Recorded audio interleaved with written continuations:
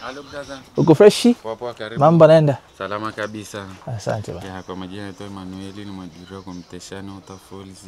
Ndio. Pana utaratibu wa bei ya Mtanzania na ambaye sio Mtanzania. Okay. Bei ya Mtanzania mtu mmoja ni shilingi 10,000 na ambaye sio Mtanzania analipa $10 ambayo ni 25,000. Bwana tunalipa maokoto bwana. Tunatufilisi huko. Hela zinaisha. Lakini ni kitu kizuri. Tukutana nacho, yani jitahidini tu mkipata hadi hiyo show. Naweza nikakuonyesha video kidogo utaogopa. Kunaitwaje umesema? Kwa Mteshani Waterfalls. Ya inapatikana Marangu, Kilimanjaro. Ya. Okay. Ndio.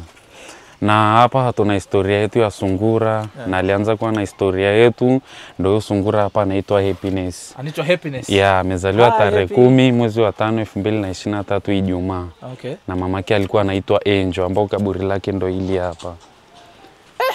Alikufa tarehe 17 mwezi wa 5 2023 Jumamosi saa 1 kamili asubuhi. Shona kaburi la sungura. La sungura. Historia yake nini zitabaka mmeamua kwa hapo? Ya, ndio nataka kuendelea huko. Yaani mamake alikuwa anaitwa Angel, alikimbia msitu wa mlima Kilimanjaro kutokana na baridi. Okay. Ukiangalia kwenye historia yetu na hali ya hewa ya huku, kuanzia mwezi wa 5 ni kipindi cha baridi. Sasa Angel alikimbia msitu wa mlima Kilimanjaro, akawa anashuka na huo msitu mpaka kwenye maporomoko yetu ya Waterfalls. Alivyokuwa anakaa kaja akafika kakaa huku.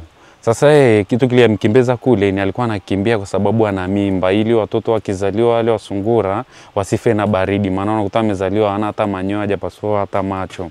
Kwa hiyo ndo akaja mazingira huku akakaa siku 2 akiwa anakimbia watu, tukamchukua tukamweka bandani. Tulipomweka bandani huwa sungura kabla ya kuzaa huaga anaonyesha dalili ya kwanza kutengeneza nyumba. Akaanza kutoa manyoya yake akatengeneza nyumba, alivyotengeneza nyumba ndo akamzaa Happy. Okay. Na kitu mpaka tukafanya hiyo historia ni mara kwanza pia kuona sungura amezaa sungura mmoja. Kwa sababu sungura anazaa sungura watatu kuendelea hadi 8, 12. Okay. Na alivyomzaa mama akakaa wiki akafa akamwacha na wiki. Kwa hiyo Happy tukampa maziwa ng'ombe aliyochemshwa asubuhi, mchana na jioni. Happy akanywa ndani ya mwezi mmoja. Alipokunywa ndani ya mwezi mmoja akakuolewa, wakati wa kula chakula ikabidi sasa tumpe vyakula vya kawaida. Kwa hiyo Happy tukampa wali, ndizi, ugali, biskuti, karanga, mkate na aina mbalimbali ya matunda pia akawa anakula. Lakini tukaona Happy asibaki peke yake, ikabidi tuende kule msituni, ikabidi tutafute tena sungura kwa ajili ya kumpa kampani ambaye anaitwa Diana. Diana ndo huyu mkubwa. Huyu Diana ndo rafiki yake Happy. Na Happy akamfundisha Diana kule hivyo vyakula mbalimbali. Uaga kawaida sungura hali. Ya. Kwa hiyo Happy akamfundisha Diana. Lakini hapa Diana ana uzao wake wa kwanza wa watoto wawili. Huyu hapa anaitwa Fatma. Huyu hapa anaitwa Rusma. Huyu ni uzao wa Diana. Ndio maana hapa tumewachanganya Happy na Diana. Lakini Happy alikuja kuwa na uzao wake wa kwanza. Kuna Angel huyu hapa amechukua jina la bibi yake. Na mwingine wa kiume pacha mwenzake walizaliwa wawili. Yule pale anaitwa Joni. Ndio amezaliwa siku moja na Happy. Na yani mama ndo Happy. Lakini pale yule wa kiume amekaa na babake ambao ndo Emmanuel. Kwa yule wa kiume tumemweka na baba, mama amekuwa wanafaa. Lakini kuna kitu tunawafundisha mpaka yani kuwatenganisha kama hivi. Lakini Happy uzao wake wa pili ni huu hapa.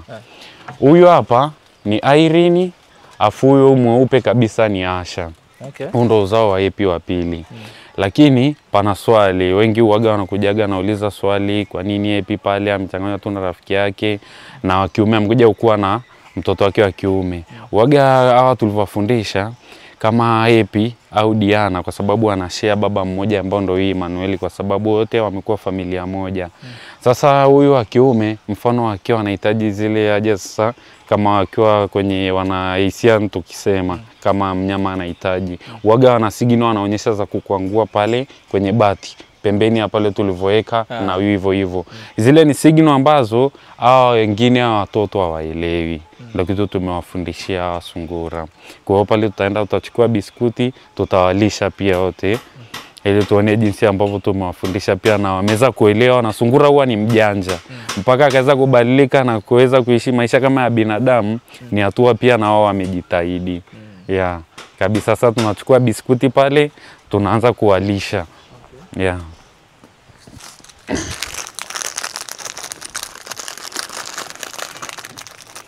Hi baby.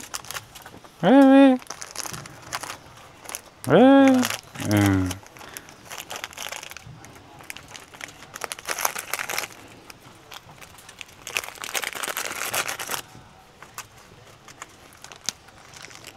Okay. Ya, na wameshazoea kula sana biskuti, mkate, karanga, wali, hadi chipsi wanakula. Hawana noma kabisa. Unaweza ukambeba pia, ukaona mlisha huko umembeba na hana shida. Okay. Hana shida kabisa. Hivi sungura huwa analiwa? Analiwa.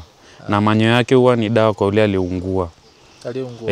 Aliungua kama na moto au maji. Kwa hiyo unachukua manyo yake unaweka pale. Wiki tu pameshapona. Okay. Na mkojo wake ni dawa pia kwa mboga. Kwa wale wanaofanya kilimo.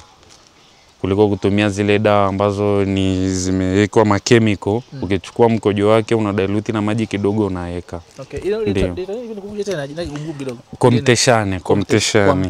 Komteshane utafulizia. Hili ni eneo la mtu binafsi au eneo la serikali? Okay. Sasa hili eneo lilikuwa ni la mtu binafsi. Sasa huyo mtu binafsi ndo alikuwa anakaa mazingira ya huku.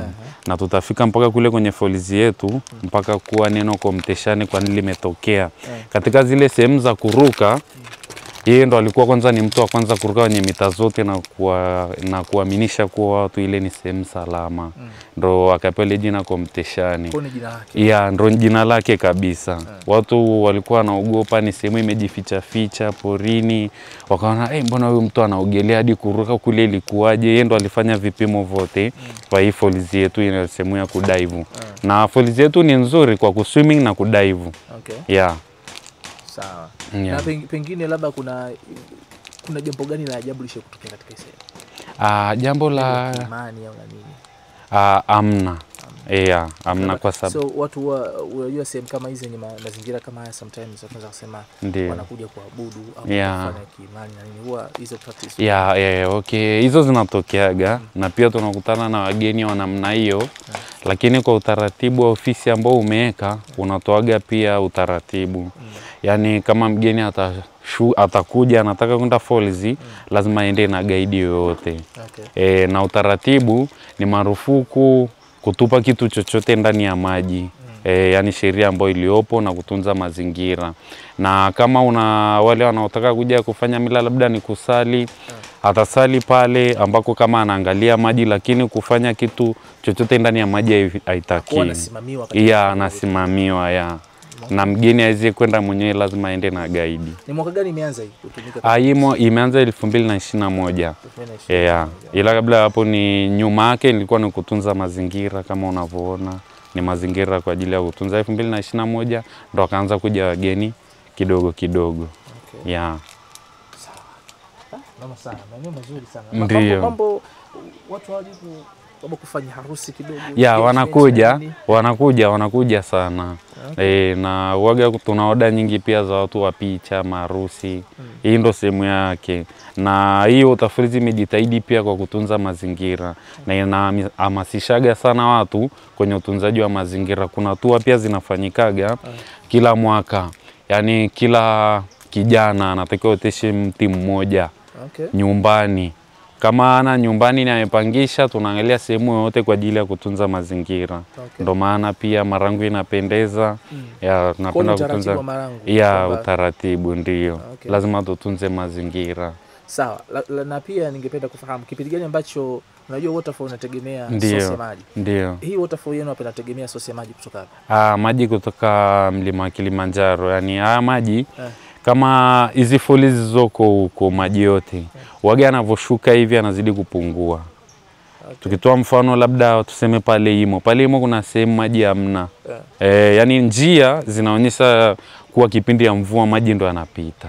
Lakini huku ni kila siku. Kila siku. Kwa ni maji ya mtokea. Kipindi gani ambacho msimu pengine kuna zile falls nyingi zaidi, yani density ya maji inakuwa ni kubwa zaidi? Ni kipindi cha mvua. Kuanzia mwezi wa 3 mpaka mwezi wa 6. Yani maji ni mengi. Ila kipindi cha kiangazi unakuta maji sasa ndo machache. Kama kipindi hichi maji ni yako saizi. Okay. Ila yakaukagi kabisa. Okay. Yeah. Sawa bwana. Nashukuru sana kwa time yako. Okay, asante. Unasema